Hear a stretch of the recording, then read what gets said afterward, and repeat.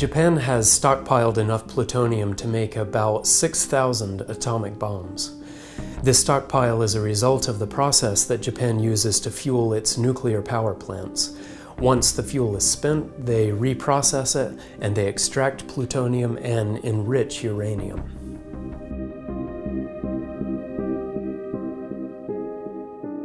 So it's supposed to function exclusively as an emissions-free fuel source for Japan, and the Japanese leadership insists that they have no plans to use this for any sort of military purpose.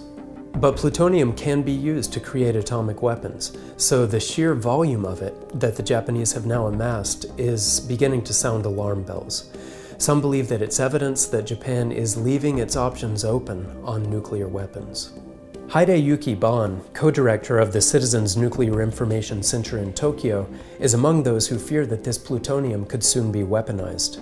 In an interview with Channel News Asia on July 17th, he said, "Japan appears to be caught up in the idea that in an emergency it can produce nuclear weapons with its reprocessing technology." This news about Japan's stockpiling of plutonium comes during a time when the nation is steadily increasing its military capabilities.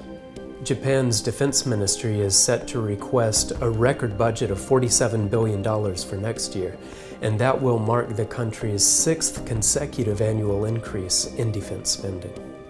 Japan does have some pressing reasons to be trying to boost its military might. There is the fact that China is becoming increasingly aggressive in the South China Sea and elsewhere, and then there is that the United States is no longer a reliable guarantor of Japan's security. And then there's also North Korea, just 600 miles away from Japan, which is still very far from being neutralized.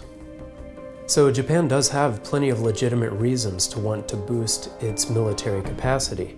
But when we consider the recent history of Japan and its track record of intense and even fanatic militarism, then it should be alarming for us today to see Japan abandoning its pacifism and quickly marching back toward militarism. And that's especially true since there is now evidence that that return to militarism could soon include nuclear weapons. Japan's return to militarism is also significant because it's setting the stage for specific Bible prophecies to be fulfilled. Scripture shows that in the Third and Final World War, one of the main players will be a very powerful Asian power bloc.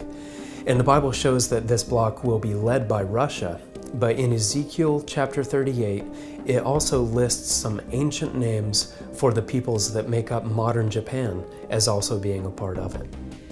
So when we see Japan today remilitarizing, it is setting the stage for that biblically prophesied Asian power bloc to be a very formidable military power.